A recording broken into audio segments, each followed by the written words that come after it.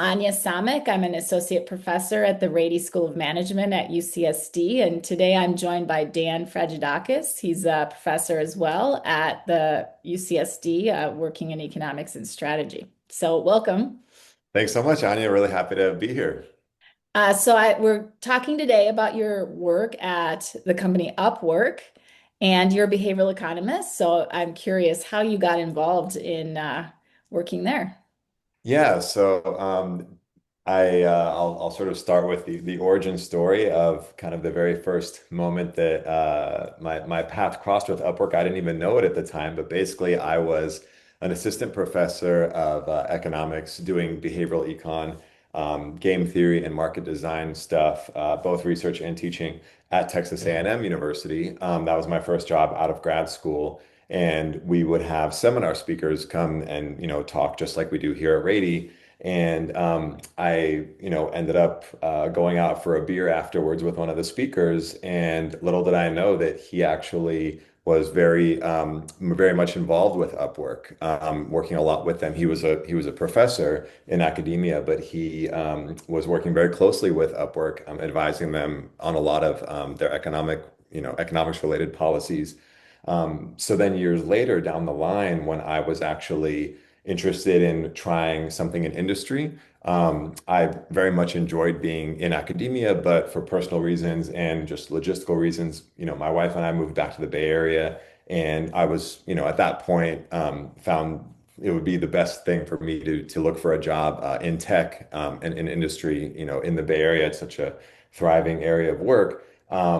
And I ended up hearing about Upwork from a friend who then put me in touch with that speaker that we had years before at Texas A&M. So it kind of came full circle. That visitor remembered me. I remembered that visitor. We sort of reconnected, and they sold me on working at Upwork because it was just such a great sized company in the sense that it wasn't too big or too small. So it wouldn't just fail overnight. Like it was, a good, solid, thriving marketplace. But also it wasn't so big that I couldn't make an impact. So I was very excited about actually making an impact. And I'll tell you today about one of my biggest, contribution to Upwork. But it just really excited me as a marketplace where I could try to help freelancers and clients make efficient matches and just find each other. So that's what Upwork is. It's a big online marketplace for remote work to be done. So clients will post jobs. Maybe they need a logo designed, maybe they need a mobile app developed, something like that. Freelancers can then search for those jobs and apply to them. So it's not very different from a dating website or any kind of two-sided marketplace, except this particular one is for work to be done. It's not a social thing. It's for a business. And are there other similar types of companies that exist that can Yeah, absolutely. workers to? Absolutely, yeah. Upwork is by no means a monopolist in online marketplaces. Fiverr is probably their biggest, most direct competitor. So Fiverr is also a place where freelancers can go to do remote gig work, anything from doing taxes for a client to designing stuff, translating stuff, tutoring services, almost any type of work that you could imagine that could be delivered remotely is something you can get done on Upwork or on Fiverr. And I know there are many others as well. That's just kind of the biggest. I feel like those are the biggest two. Those are the Coke and Pepsi of online remote work, I think. And Um, so, what's the range of prices that, or I guess fees that people are getting for these? Like, what's the I'm lowest price job versus and the highest, or what Yeah, kind of no, number? that's a great question. I mean, some jobs are priced extremely low. I don't know if there actually is a minimum price that is imposed. If it is, it's something very low. It's along the lines of $5 or something like, hey, I really just need you to design a very, very quick, easy, logo for my, I don't know what very small business or my Instagram profile or something. I just need a quick graphic, and people are willing and able to do that, for $5 because it is a world marketplace. So Hmm. while that might not seem like a lot to us who, work here and live here in San Diego, actually $5 could go a long way to someone, in another part of the world. So I think it was around that if there was any such hard minimum constraint.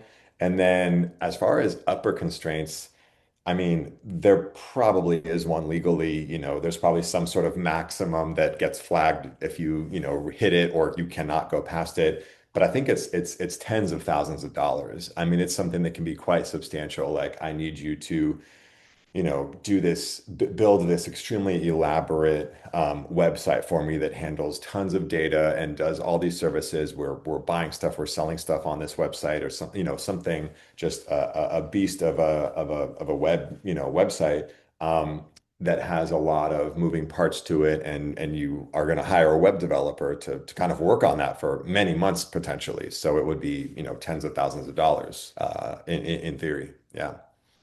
It's very cool. And so I think as you think about the grand scheme of online network type marketplaces, we've got Airbnb and Uber and eBay even, and there's two big issues that market designers have as they're building these things. And one is pricing. So who Right. decides on the pricing and what's the optimal pricing to increase Right. efficiency? And then the other one I see is probably trust. So making sure that, you're paying someone thousands of dollars for a product. How do we know that we trust them? So were these also kind of some of the main issues you'd work on as an economist at Upwork? So great questions, great call outs. Absolutely true. I agree with all those points you made. They were big themes at Upwork. I worked more involved with the pricing as opposed to the trust factor. Hmm. But as part of the trust, I'll talk about the trust briefly, and then we'll move into get deeper into the pricing, which is what I my team was involved with more directly. But the trust aspect is something that is sort of like the elephant in the room. Like everyone kind of has their antennas up, or at least most people do and should when dealing with online, interactions and especially online business transactions. So it's something that we certainly tried to, nip at the bud whenever we could. So we tried to put up, and when I say we, I mean Upwork tried to put up different sorts of verification procedures, so Hmm. freelancers can't just create a profile and then start working right away. They need to have, several forms of ID provided, things like that. Clients also, I think, had to provide some sorts of, there was a little bit of friction as well. That the tricky aspect of putting up these barriers to work on the platform is that you want enough so that it rules out the bad actors, but you don't want so many that it rules out good actors, right? You don't want too much friction. So it's kind of a balancing act. I think one of the things that Upwork did very well was they actually had these ratings and reviews systems. So freelancers could, of course, build a reputation of being trustworthy. They get client reviews. Their earnings on the platform, their lifetime earnings are public for clients to see Hmm. when they're deciding if they hire them or not. So a freelancer who has a 99% job success score, right? They've been 99% of the time clients review them as having done a satisfactory job, and they've also earned thousands on the platform. They are more trustworthy than a brand new freelancer. So that's good. Of course, that creates a cold start problem for new freelancers who have a hard time getting work when they're up against very experienced freelancers. That's a whole other, issue that I think really was something that Upwork was trying to struggle with, and also I'm sure Airbnb would struggle with, right? Like a new trustworthy Yeah. person on Airbnb that doesn't have any reviews. How do they get that first person to trust them? Um, but I think the way Airbnb does it, and also Upwork tries to do it is by building enough of a sort of name brand for itself, such that if something goes horribly wrong, Upwork or Airbnb will bail you out and compensate you for that. A little bit of insurance that way. And that's actually a selling point that Upwork tried to do. Let me sort of segue into the pricing. Upwork tries, one of the biggest problems Upwork also faces is circumvention. So on Airbnb, there's, for example, if I find a seller, someone who's renting out their place to me, I probably want to go through Airbnb because if I don't, there's not really any secure aspect of that stay. The stay could end up going horribly wrong. I don't just want to pay this person cash. I would like to go through Airbnb for that security.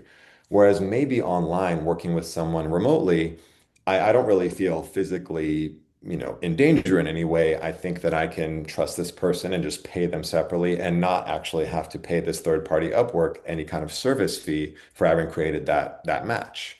And Upwork takes a service fee, so they tax both the freelancer and the client anywhere from 5 to 15% of the contract. So because Upwork needs to make money somehow, that's the main way it makes money. It's on a particular every contract. So one of the ways that I think Upwork tries to convince clients and freelancers not to circumvent and just take things offline and do their own individual transaction is by telling them, hey, look, if you do take this outside of Upwork, we can't protect you. And both a client and freelancer wants that protection. The freelancer wants to ensure they get paid. The client wants Hmm. to ensure they get their product delivered. So I think that's all that stuff kind of ties together. So Upwork isn't just providing the matchmaking service, they're providing sort of some insurance against that match actually following through and both parties acting as promised when they agree in a contract. So So that's really interesting. So across these online platforms, these what seems to stand out is reputation systems are very important to generate absolutely. trust. We need trust because these interactions are anonymous or semi-anonymous. You've never met these people before. We need Absolutely. trust because it's sometimes not a repeated game. So repeated games are ones where you interact with the same players over time and you build trust that way. But here you've got these one-shot games, and so in those ways, I think Airbnb and Uber and eBay and Upwork are very similar in creating these types of systems. But when we turn to pricing, they are a bit different. So Airbnb lets the host set a price. Right. Um, eBay lets you set a price. Uber, I believe, sets the price for the drivers and the riders. Right. That seems to be more of a design decision that varies across these platforms. So, and it sounds Absolutely. like this is what you worked on at Upwork. So, what was your pricing mechanism and why? Right. So, just for some background before I talk about, the pricing that I had jurisdiction over, basically on Upwork, there are there are a lot of prices out there, right? There's the price that the freelancer sets for their own services. There's the price that a client is willing to pay for, a freelancer when they post the job. So clients and freelancers are actually both setting prices or setting ranges of prices, and they're entering into negotiations over the price for that particular gig that they're doing, that particular web page they're building or something like that. So in that respect, Upwork actually is very hands off with pricing. The client and freelancer are free to agree on whatever price they want. Not unlike Airbnb, for example. I don't know if how much negotiating goes on in Airbnb, but as you said, Airbnb does not decide how much you rent out your place for. Mhm. You decide that. What Airbnb does decide is how much of a percentage they take from you as a renter when you rent out your place for $1,000 for the weekend. They decide if they keep 5% or 10% of that or whatever. And that is something that Upwork also has to decide on. That part of the pricing, I think, so my team, even though we were pricing and monetization and market design, that's what we were called. It was PMMD. Um, I was not directly involved with that pricing aspect. I was more in the market design aspect, and that really was also my expertise going into Upwork is Mhm. market design. And by market design, we mean creating a market that might not exist naturally on its own, or create or facilitating the creation of a market with some rules so that people can actually transact. And the biggest example of that, I'll sort of maybe now's a good time to kind of jump into the main product I worked on. It was a product that very much required the design of a market because without it, it just how would the product work? Essentially, when clients post a job, many freelancers apply to that job. There's actually disproportionately many more freelancers than there are clients on the platform. So oftentimes jobs that are posted get 30, 40, 50 freelancers applying to them. So, proposals submitted to that client's job.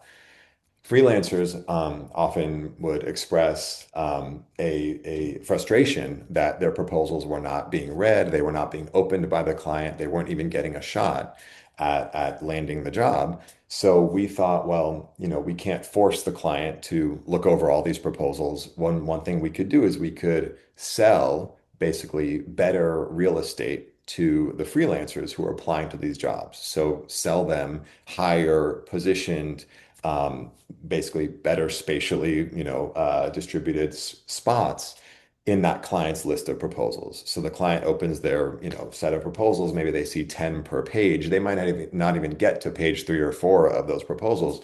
But in that first few slots, that's like primo real estate. So how can we sell up to, 4 positions at the top of that client stack of proposals or something like And that? that's actually, I'll interrupt you for a minute, but Yeah, that's please actually in do. the behavioral economics class. One of the things we talk about is framing and making things salient. And it is, in fact, the case that the uh, first couple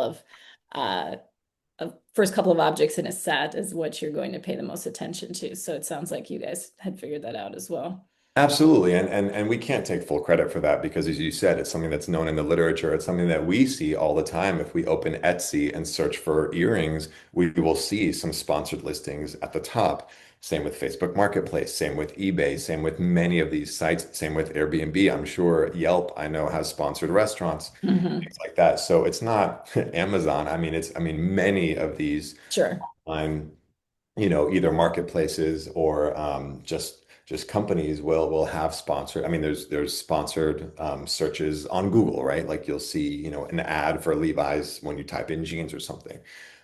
So we certainly, didn't invent advertising and these are called first party ads because what you're doing is you're spending a little extra when you apply to that job to advertise yourself. So Upwork doesn't have third-party ads. You won't see a little banner on the bottom advertising, drink Red Bull or something like that. But there certainly are ways that freelancers can spend extra to promote themselves and increase their visibility, and try to land more work that way. So what we did was we said, okay, we don't want to have too many ads, right? Because of course it starts to, they get diluted. You start to lose potentially best fitting freelancers. I mean, if you, all those examples that I just said, there's only several ad slots that are put at the top in that salient view. Afterwards, they're not really salient anymore. You can't really, sell the seventh position. Who's going to really buy that? So we had 3 or 4 slots, at the beginning of boosted proposals. And basically we thought, well, how do we actually sell these? And with that finite supply, it's very hard to actually sell, to meet, to price it in a way such that supply will equal demand, right? If we price the boosted positions too low, way too many freelancers will try to buy them and they'll run out. And we'll have to allocate them like in some other way, like first come, first serve or something. If we price them too high, not enough freelancers will, occupy them and maybe we'll be leaving money on the table. So this was the perfect type of scenario or setting where probably the best thing to do is to leave pricing completely up to market-driven forces. Let freelancers, basically set the price themselves in a way or say how much they are willing to pay to be boosted. And then those top 4 freelancers who are willing to pay the most are the ones who will occupy those advertised slots. And that's essentially what an auction is. People are submitting their own prices, what they are willing to pay for the good or service. In this case, it's the service of renting out that prime real estate. And whoever at any point in time, it's a dynamic process, right? Whoever is currently at any given moment one of the highest 4 bidders, right? A bid is your willingness to pay that you submit. Those top 4 bidders at any given moment will occupy those slots in the order of their bids. So highest bidder gets first place, second highest bidder gets second place, all the way to up to fourth place. And I imagine this is, are they paying for the location even if they're not selected for the job? Yes, they are. But so yes, they are. And basically, what we wanted to do was create a process that was fair to freelancers. So if a freelancer bids enough to occupy a sponsored slot, but then at some point, either a minute later or a day later, it doesn't matter how much time has passed, if they are outbid from that slot by a future bidder who bids more, and during that time where they were sponsored, where they were, in those sponsored slots, if they did not receive any engagement from the client, meaning the client did not click on their tile at all on their proposal, then we do not charge the freelancer their auction bid. So if you put advertise yourself and you don't get any actual client engagement, you are not charged. If you do get that engagement, but then you still aren't hired, we still need to charge you. If we only were to charge you based on or under that very stringent, requirement of you have to have landed the job and then we will charge you. Only in that case, I think that could create some potential incentives for freelancers to potentially bottom of the barrel freelancers to really spend a lot on boosting. And we don't want the lowest quality freelancers to occupy those spots. We want good quality, good fitting freelancers who maybe have some private information about themselves, why they'd be a great fit for that job. That's who we want to be boosting themselves, not just freelancers who are desperate for that slot. And then basically it's costless to them to occupy that slot, even if they're a very bad fit, unless they get the job, right? And then it would just kind of pollute the product a little bit too much, I think. You might get some really bad fitting freelancers who essentially have nothing to lose by boosting themselves. That's interesting. And so when you're talking about these prices, how much are people willing to pay to boost themselves? Does it depend on the size of the job? It absolutely does. So you will see some jobs that, pay very little, like $5 to $10 or something like that, having people throw 15 cents, 20 cents to be boosted. And then you'll have jobs that pay thousands of dollars. People are bidding 30, 40, $50 to boost themselves, like actually investing quite a bit. So yeah, it varies all over the place. And actually that's sort of brings me to my main contribution to Upwork. It was not to create that auction. That auction, the idea for this product, we call the product boosted proposals. That idea already existed before I was at Upwork. When it wasn't the idea existed, the product didn't exist. So I helped create the product and iron out the details of it. But in the very first iteration of the product, we actually did not show freelancers. Um, and we did not provide freelancers with any kind of bid guidance as to how much they should be spending on this feature. And we saw a lot of instances of freelancers choosing a certain bid in an auction that just simply wasn't high enough, even to be boosted at all, right? Like the highest bids maybe are, a dollar, $2, $3, $4, something like that, and you bid 50 cents. Well, already you're not even in competition. You're not boosted at all. And I was thinking, well, these bids are a lot of people are bidding. Many people are not getting boosted at all. There's not much room for bidding to go down if we were to provide some bid guidance about what other people are doing. Um, what if we turned the lights on in this auction and made it very similar to other auctions that we're familiar with, like an auction for an item on eBay or something, right? eBay tells you what the current bid is for an item that's up for an auction. And of course, there's a possibility that you were planning to bid $10, then you see that everyone else is bidding just a couple, so you lower your bid. Of course, that could happen. But I thought there would be a lot more room for the other instance, the other way around, where people were planning on bidding a dollar or two, and then they see others are bidding $8 or $9, and they say, "Oh wow, this is actually more of a valuable thing than I thought, and it's more competitive than I thought. Maybe there's a higher return on investment to doing this than I initially thought. So maybe I ought to bid $10 or 11 or something like that for this big ticket job." And sure enough, when we did run an experiment, we saw that freelancers who had access to that information about what others were bidding versus freelancers who did not have access to that information, bids were about twice as high by freelancers who could see what the other current live bids in the auction were. So, there is a lot of work in economic theory about this. And so, what does the theory say about these auctions in which prices are observable versus auctions in which prices are hidden?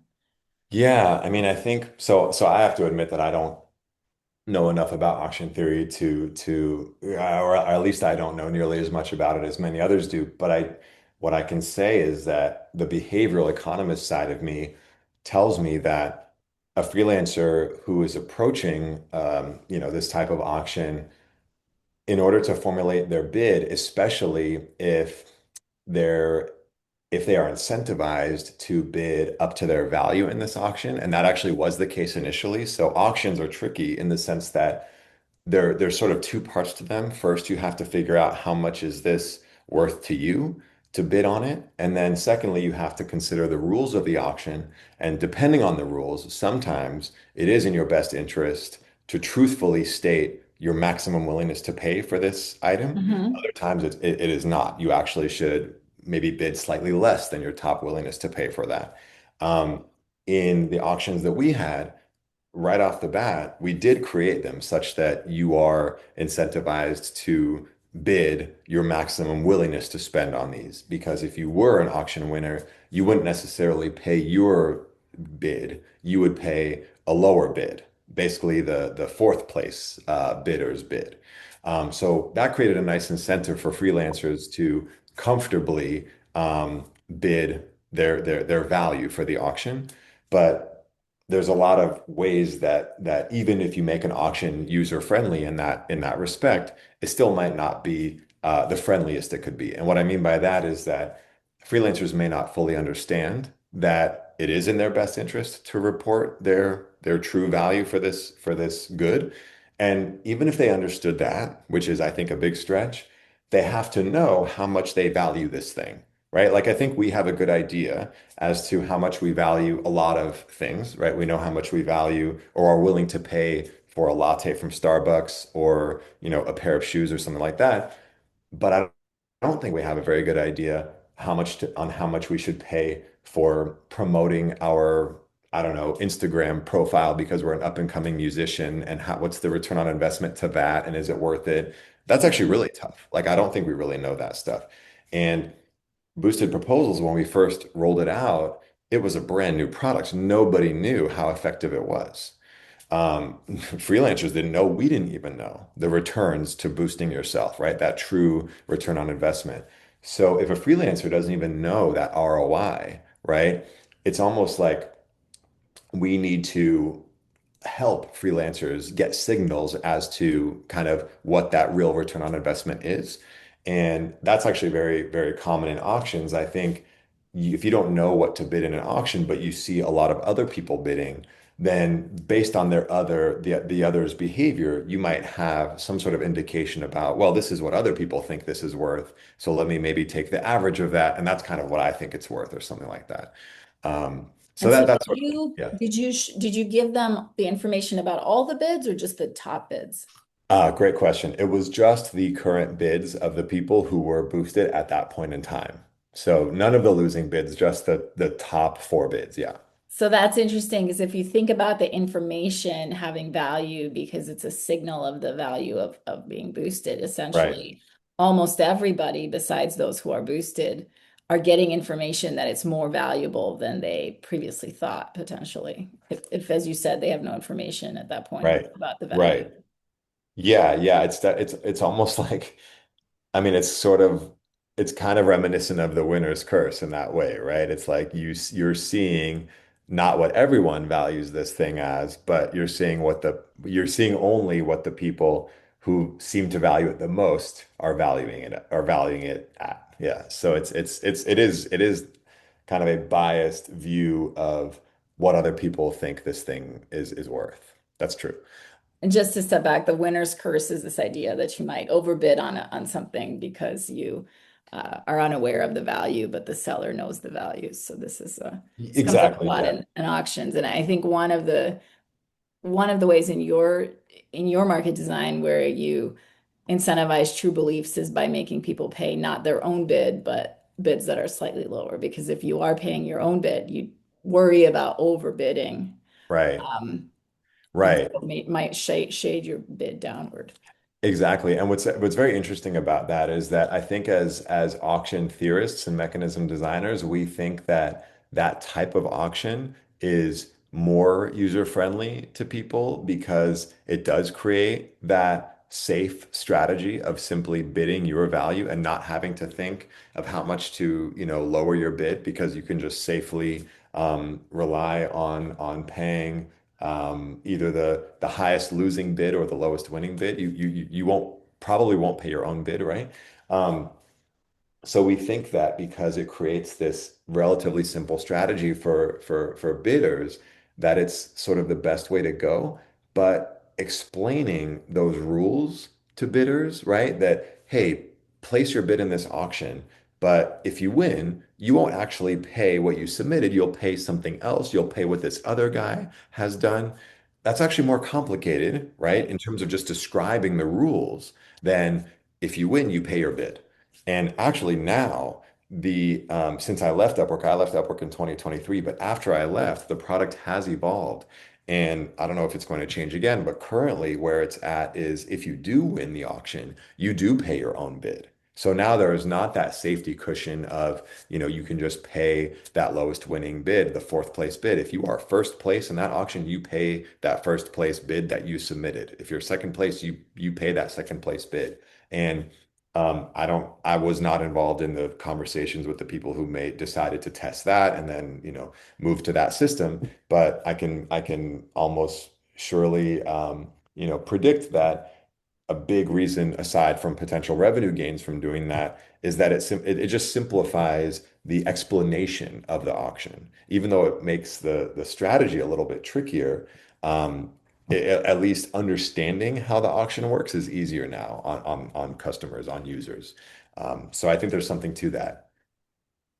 So, another kind of last question I have for you is you mentioned that the bid prices went up after you provided information. Do you know anything about the quality of the freelancers who are w winning those top spots, or anything about the fit that they had with the company? Like, did it improve efficiency in terms of the matches? So yeah, that's a great question. So one thing we can say is, and actually one of the other economists on my team looked at this. He tried to look at the overall quality of the freelancers um, who won these boosted positions versus the average quality of freelancers who didn't boost or who didn't win the boosted slots. And the average quality was about the same. So it wasn't that these were remarkably better or worse freelancers that were boosting themselves. Um, and I think more interestingly, what we were able to do was look at whether clients were hiring boosted freelancers more so than other freelancers because if it were the case that it was just bottom of the barrel freelancers boosting themselves, maybe that they would sort of, clients would be tricked at first into hiring these people because they're more salient. But over time, I think they would start to realize that these boosted people are pretty lousy. Let's not hire from boosted people. But the feature is now several years old, and there is actually a positive return to boosting, meaning on average, if you boost your proposal versus if you do not, you have a 20 something percent increased chance of being hired. Um, so it's actually very effective, and the way that they do that, you teach experiments here at Rady. I do as well. I know this isn't an experimental class, but one of the big challenges that Upwork faced was figuring out how to account for freelancers deciding to boost, but then also improving their application in other ways, right? Like writing a better cover letter or choosing to boost just after they've taken new headshots for their profile or something. So how can we attribute a greater success in boosting actually to boosting, right? And not have a selection problem. So to account for that, what we did was we actually created what are called these placebo auctions. So Mhm. they are on real jobs, but what happens is that for a very small fraction of these auctions, when you bid into them, you are immediately notified that we actually did not take any money from your balance. We did not hold a deposit for you because we're not actually running an auction on this job. So yes, we showed you some bids. The bids were submitted by other freelancers, but we didn't do anything with those auction bids. We're not boosting anybody on this job. So this is one of the very few jobs that doesn't actually boost any proposals. It's for learning reasons. And with that placebo feature or that we have on the website, just every time a job is created, there's a small percent chance that it has a placebo auction associated with it. What they're able to do is essentially see those freelancers who did submit the highest bids when they were under the impression that it was a real auction, who would have been boosted. how likely are they to be hired compared to in a standard job with a standard auction, the freelancers who win those positions, what's their likelihood of being hired? And actually, you do see a difference. So both sets of freelancers intend to boost. Some actually are boosted, others are not. And the ones who are boosted, they actually do have a higher chance of being hired. So Upwork prides itself on not selling snake oil. They're selling a product that really is working. It really does have an average return. It's not just that, the good freelancers that the client was going to hire anyway, are the ones who boost. No, it actually does impact the client's decision in that positive respect. So, And in yeah, experiments, we usually call that the counterfactual. So what would you have exactly. looked like if you hadn't taken that action? So that's a really clever way to study this is these Yeah. placebo actions. Hmm. So I really appreciate your time. This has been a really interesting delving into auctions and market design and just trying to understand how complex some of these markets can be and what are all the different elements that you have to consider, as well as kind of bringing in some behavioral aspects to this and thinking about what people do and don't pay attention to. And so I hope I learned a lot. I hope our listeners did as well. Thank you so Yeah, much. I hope so. Thank you so much, Anya. Thank you.